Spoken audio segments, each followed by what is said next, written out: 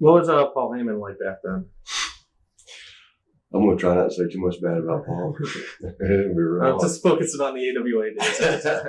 It was good. I mean, that was one of the reasons that I later got bad, the thoughts on him, bad feelings from him, or on him, or whatever you want to say. It was cool. I mean, he was out there like the rest of us, busting ass, and he was good. I mean, he's a talent. He's a genius, I think, for his business, maybe for whatever. He was good. I think he was a big part of making that whole thing work with the team there. But we did a lot of partying together, him and I, and it was a lot of all of us did. But I mean, Paul and I did quite a bit of partying, and that's why the treatment I got from him later, in ECW, he was like a whole different guy once he got to take over that company or run that company. It was like, wow, this ain't the same Paul. But which happens to a lot of guys, in not just this industry, but anywhere that wants to get successful or get in a position of power, whatever. But I mean, that was probably maybe my first taste in this business with somebody that changed so much, from the guy I used to hang out with and just like feed me pills. I was like, here, like, man, Paul, where are you getting this stuff? And he just kept, or whatever, the nights at the China Club where, we have all kinds of things set up and going on. And he just totally, I think, all right, next. How about your feud against Bad Company? Any memories about your program with them? Yeah, man, they were great. I think that's one of the best teams we've ever worked with.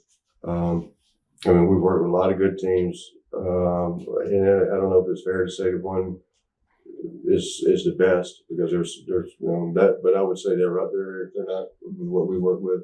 They had Brainbusters, Paul. Tully Blanchard and Arn Anderson. Man, that was a team right there.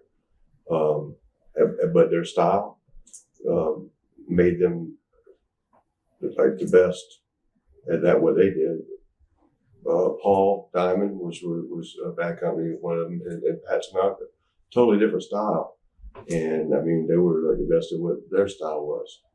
I mean, if you had to pick between the two of those, it'd be tough to say. I mean, because it took just totally two different styles. I mean, either one. And I'd like to see those two work together. I mean, that would be a hell of a match.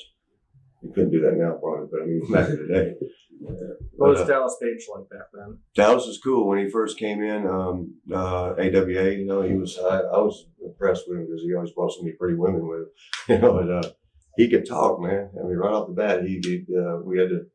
That's always impressed me because it's something I can't do as far as a promo and I know I ain't shutting up right now, but I mean, for an interview of wrestling, or promo, I just never could do it. I mean, I tried. I mean, Shawn and I would ride down the road 3-hour trips and just, Shawn could do it. He would try to help me with it and just couldn't have a tape recorder. He'd just talk stuff into it for an hour and I'd play it back and I just throw the tape recorder away. Yeah, that's all. I ain't never going to do this. But Diamond came right in, man. I was impressed. It was Michael Hayes was another one. Ric Flair was that way. These were guys that, because like I said, I was trying to learn to do the promos. They're just amazed at how they could give me like, okay, you got 2 minutes, you got to do 2 minutes on the grapplers in St. Louis. All right, get ready. I'm like, well, shit, what am I going to say for 2 minutes? I mean, hey, we'll kick your ass. Now I'm done. What am I going to do for the next minute 50?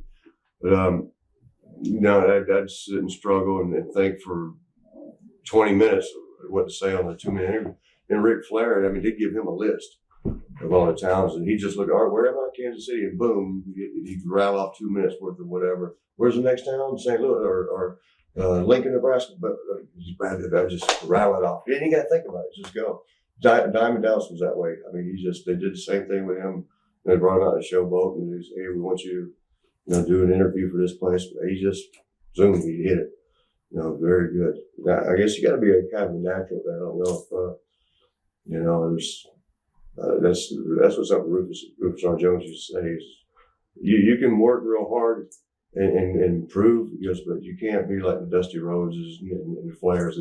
That's just a natural gift. It just comes. And Dallas Page, he has that natural gift of gab or whatever you want to call it. Are there any more favorite or least favorite AWA moments that you want to talk about before we wrap up the AWA years? Or matches, or angles, or shows, anything like that? Let's see. One of my favorite, what Bad Company, working with Bad Company. Like you said, we worked with them. Actually, we were leaving. We were on our way out. And they were coming in, and we were dropping the belts to them. And again, the Gagne is just another typical thing. Had lied to us about a guaranteed amount. They were going to give us a set amount, which we weren't getting. And they promised, and so just stick in here with us, guys. We're going to do this, we'll do that with you. Then we come to a TV tape, and they're like, "We want y'all to drop the belts tonight." So we got no leverage whatsoever if we drop those belts. So we're like, and we never, never said anything about, we don't want to do a finish, never. But we just realized that our leverage was gone as far as, okay, you guys said we'll get a guarantee. If we get the belts up, what we got to do? So we stood up to that, and they told us, Greg Gagne, and he loaded the room with people in case there was going to be a fight. He had Wahoo McDaniels in there. He had some dude that was like a 7th degree black belt sitting in there, and this was like me, Shawn, Paul Diamond, Pat Tanaka. That's usually all, and Greg Gagne. That would normally be it because he'd give us the finish and everything. He's got all these backup forces in there, so we knew that they were expecting. And Shawn and I weren't going to be fighting everybody. We were going to raise some hell, but we weren't going to be fighting nobody.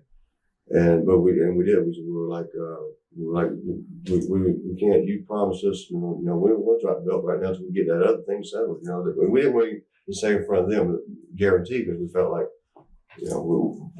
just doing Greg and them a favor, not letting the rest of the guys know we were going to get a guarantee. But they come right out. Greg come out. What are you talking about? We never said promise on nothing. So we're like, oh shit, man, we're screwed. And looked around at we thought about it for a second, looked around at all the backup forces, like, nah, never mind. We're just, okay, well, let us think about this. We had actually left the room and went and sat and just discussed getting on a plane, just leaving right in with the belts. But then we thought, no, let's go do this thing, let's go just drop it over here. And so it was Pat and Paul. I was glad it was them because we were great guys and great workers. And so Bad Company, we were happy to do that with them. So it was like a bittersweet match because it ended up being a great match. And I think I got color on that. Where they ran into the post on the outside. Got a good one. But like I said, it was excited to love working with them, man. Because when you turn a crowd on, you go out there and you got 20,000 or whatever people screaming. You go home with a contentment, a happiness that just can't be explained. And when you're going to work with Paul Diamond and Pat Tanaka, you're going to get that. You're going to be able to do that. And so it's like yes. So it was good from that point. But then again, we knew we were done. We were going to haul ass because they screwed us. The guarantee thing. And that's, I think we made a phone call the next day to Terry Garvin, who was then in WWF.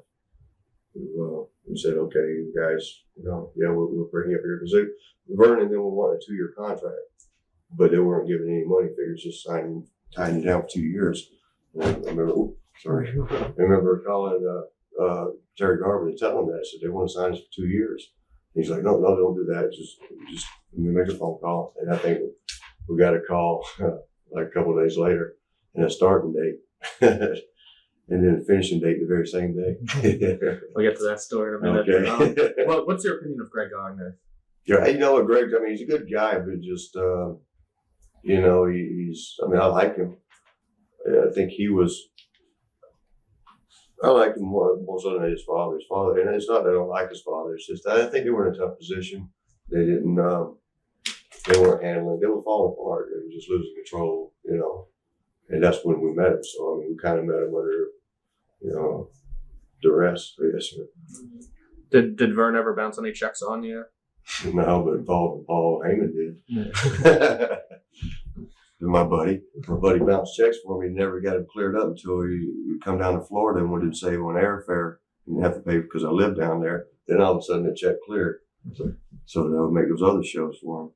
Watch thousands of exclusive shoot interviews right now on TitleMatchNetwork.com.